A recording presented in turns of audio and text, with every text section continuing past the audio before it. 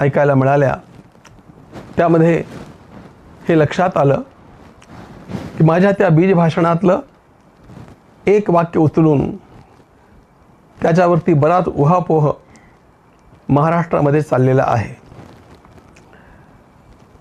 समर्थांचा दासबोध हाच एक स्वतंत्र ग्रंथ आहे असं सांगत असताना मी असं कधीच म्हटलं नाही की दासबोध हा सर्वात श्रेष्ठ ग्रंथ आहे.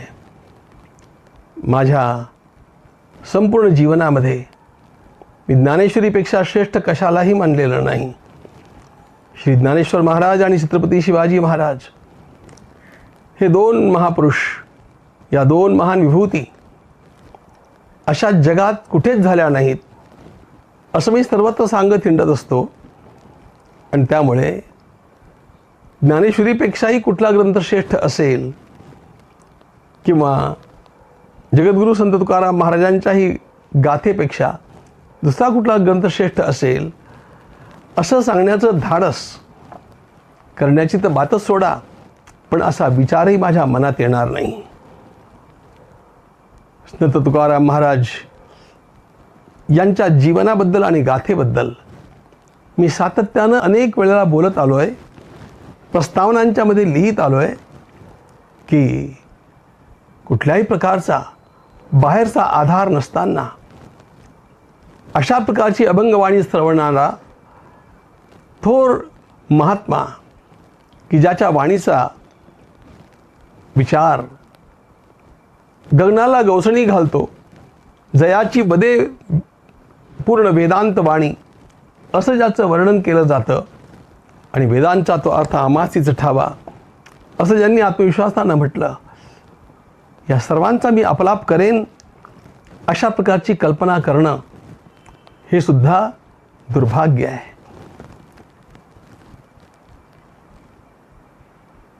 जगद्गुरू संत तुकाराम महाराज यांनी ज्या प्रकारे प्रपत्तीच्या माध्यमातून बाह्य गुरु नसताना, शास्त्रांचं अध्ययन नसताना आणि प्रपंचाच्या अनेक प्रकारच्या विवंचना निर्माण झालेल्या असतानाही सर्वोच्च पद गाठून दाखवलं, त्यामुळे मी सर्वांना हे सांगत आलेलो आहे की संत श्री ज्ञानेश्वर महाराज हे पूजनीय असले तरी पण त्यांचा आदर्श ठेवून चालता येत नाही, कारण त्यांचा विहंग मार्ग आहे.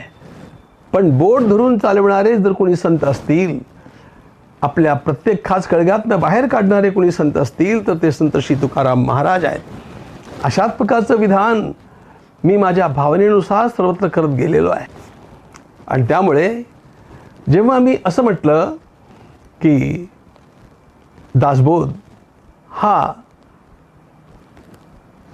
स्वतंत्र ग्रंथ आहे, याचा अर्थ लक्षात घ्यायला हवा. स्वतंत्र ग्रंथ याचा अर्थ आधुनिक पद्धतीनं लिहिला गेलेला ग्रंथ.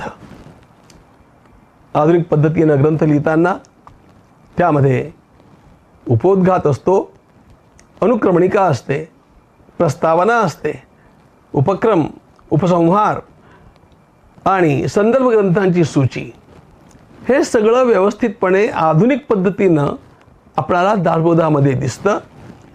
इतकंच माझा म्हणण्याचा आशय होता, पण त्याचा विपर्यास करून अनेक लोकांची अशा प्रकारची दिशाभूल केली गेली की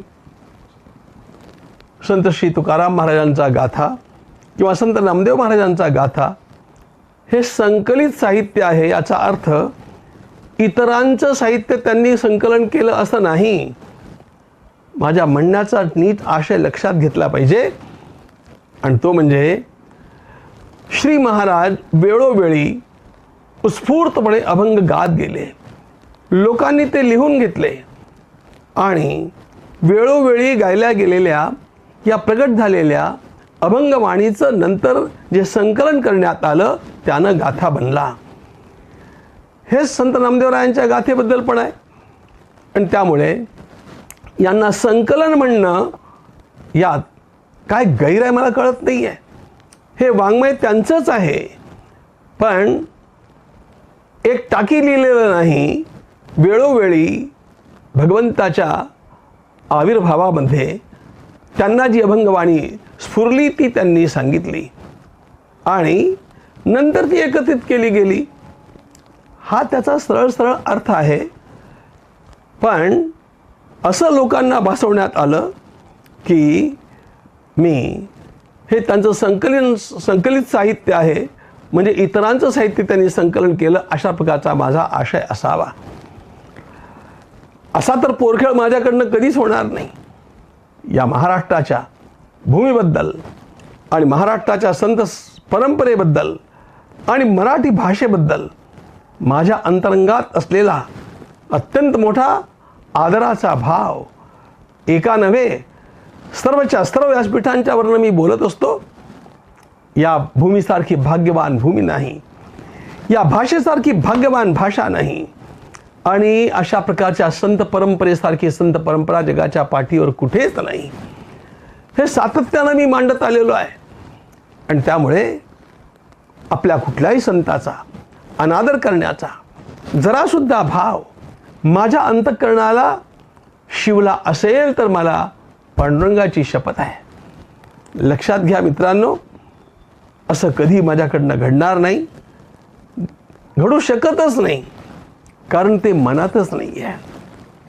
मुळात या संपूर्ण प्रकरणाचा एका वाक्याचा विपर्यास करून ज्या प्रकारे काही लोकांना ते कळलं नाही, काही लोकांना ते कळूनही त्याचा विपर्यास कदाचित झाला असण्याची शक्यता आहे.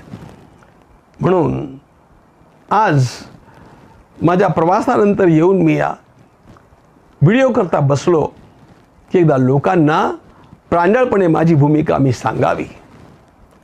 एक गोष्ट सत्य आहे की दासबोधाचा उल्लेख करताना मला अमृतानुभवाचा उल्लेख करायलाच हवा होता, पण तो अनवधानानं माझ्याकडनं राहून गेला आणि म्हणून मी संत परंपरेची क्षमापण मागितली. अमृतानुभव हा तर जगाच्या पाठीवरचा सर्वोच्च ग्रंथ आहे. 10 उपनिषदांना सुद्धा ज्याच्यापेक्षा अधिक काही सांगता येत नाही अशा प्रकारची प्रतिज्ञा ज्यामध्ये माऊली करतात आणि ज्या ग्रंथावरती मी अमेरिकेमध्ये व्याख्यानं केली, प्रवचनं केली, त्या ग्रंथाची थोरवी काय सांगावी. हा ग्रंथ अगदी आधुनिक पद्धतीनं लिहिला गेल्यासारखा ग्रंथ आहे. त्यात वेगळी वेगळी प्रकरणं आहेत. त्यामध्ये एका प्रकरणामध्ये दुसरं प्रकरण घुसलेलं नाही आहे आणि त्यामुळे त्यालाही अशा प्रकारे स्वतंत्र ग्रंथ म्हटलंच जायला हवं. हा भाग माझ्या बोलण्यातनं राहून गेला, पण तो हेतुपूर्वक नव्हता. ते अनवधानानं घडलं आणि तिथे असलेल्या वेळेच्या संकीर्णतेमुळे पण असं काही घडलं. भगवान श्री ज्ञानेश्वर महाराज हे माझं जीवन सर्वस्व आहे आणि त्यामुळे जगभर माऊलींच्या विचारांचा प्रचार करीत मी हिंडत असतो. आपण स्वतः जाऊन बघू शकता, पानिपतला संत ज्ञानेश्वरांच्या नावाचं मंदिर निर्माण करण्यात आलं. पानिपतच्या सर्वात श्रेष्ठ चौकाला संत ज्ञानेश्वर चौक हे नाव देण्यात आलं. कॅनडातल्या टोरांटोमध्ये ज्ञानेश्वर मंदिराची निर्मिती केली. व्हँकुव्हरमध्ये ज्ञानेश्वर अध्ययन केंद्र आणि ज्ञानेश्वर उपासना केंद्र निर्माण केलं. हे सगळं सांगण्याकरता मी बसलेलो नाही आहे. मुद्दा असा आहे की माझ्या अंतःकरणातल्या या ज्ञानेश्वर भक्तीला कुठल्याही प्रकारे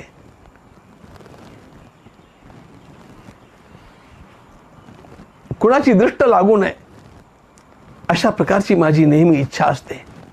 कारण ते माझं जीव की प्राण असलेलं धन आहे. आपण सर्वांनी हे लक्षात घ्यावं आणि अशा प्रकारच्या वृत्तीनं आजीवन हिंडत असलेला मी कुणाही संताची अवहेलना करण्यासारखं काही बोलेन याच्यावरती कृपया विश्वास ठेवू नये. मुख्य गोष्ट ही आहे की अशा प्रकारच्या या माझ्या भाषणाचा कुठलाही विपरीत अर्थ कोणी कृपया करू नये. माझ्या अंतःकरणामध्ये संतांच्याबद्दल, संतांच्या वाङ्मयाबद्दल असलेला अपार आदर, अगाध श्रद्धा आणि महाराष्ट्रीय संत परंपरेबद्दल असलेला तो कमालीचा आदर. आणि मी हे सांगत असतो की जगाच्या पाठीवर कुठे अशा प्रकारची परंपरा नाही. तर याचा अर्थ कुणाही भाविकाला लक्षात यायला हवा. आज मुद्दा इतकाच आहे की अशा प्रकारे एखाद्या वाक्याला धरून आणि त्यामुळे या समाजाला दुभंगण्याचं काम आपण करता कामा नये. इकडे आपलं लक्ष गेलं पाहिजे. मला अनेक वारकरी मित्रांनी मेसेज पाठवून सूचना केली की याच्यामुळे समाजाची दिशाभूल होण्याची शक्यता आहे आणि त्यामुळे समाजामध्ये सांप्रदायिक दुफळी पण निर्माण होण्याची शक्यता आहे, ती वाढेल. म्हणून अशा प्रकारची चिंता ज्या लोकांना वाटली, हिंदुत्वाच्या, हिंदू समाजाच्या ऐक्यासाठी मी त्यांची ती भूमिका लक्षात घेऊन क्षमा याचनाही केली की अशा प्रकारे कुणाचं मन जर कळून न कळून दुखवलं असेल तर शतवार क्षमा करावी. यामागे मित्रांनो एकच कळकळ आहे. आपला समाज या दुहीच्या शापानं सातत्यानं दुभंगत राहतो. तो दुभंगता कामा नये. एकीचं बळ आपल्याला कळावं. हा भागवत धर्म, हा वैदिक सनातन श्रुती स्मृती प्रणीत धर्म आहे. गीता भागवत करीती पठण आणिक चिंतन विठ्ठलाचे, अशा प्रकारे आलेला हा प्रवाह आहे. आणि त्यामुळे या भक्ती मार्गामध्ये असलेल्या सर्वांचा आदर करणारा मी, अरे आपल्या संप्रदायाच्या गोष्टी सोडा, भगवान महावीरावरती मी ग्रंथ लिहिला, बुद्ध कथा करणारा मी एकटा आहे. आणि या सगळ्यांचं कारण काय आहे? एकच कारण आहे, आपला समाज एकरस समाज व्हावा. हिंदू समाज कुठेही दुभंगता कामा नये, त्याच्यामध्ये समरसता निर्माण व्हावी. आणि या सर्व संप्रदायांना आपण आपलं मानून चालावं. आपला आपला संप्रदाय जसा असेल तसा आपला आचार विचार असावा, पण या अन्य संप्रदायांच्या बद्दलही आदर आणि आपुलकीचा भाव असावा. अशा प्रकारचं कार्य करीत देशभर आणि जगभर हिंडणारा मी कुठल्याही प्रकारे कुणाही संताला कमी लेखणार नाही कधीच. आणि त्यामुळे आपणालाही ग्वाही देतो की अशा प्रकारचं माझ्या मनात काहीही नव्हतं, याच्या पुढे ते कधी असणार नाही. माझी आपणा सर्वांना एकच कळकळीची विनंती आहे की आपण या सामाजिक ऐक्याच्या दृष्टीनं अशा प्रकारचे वाद वाढवू नयेत.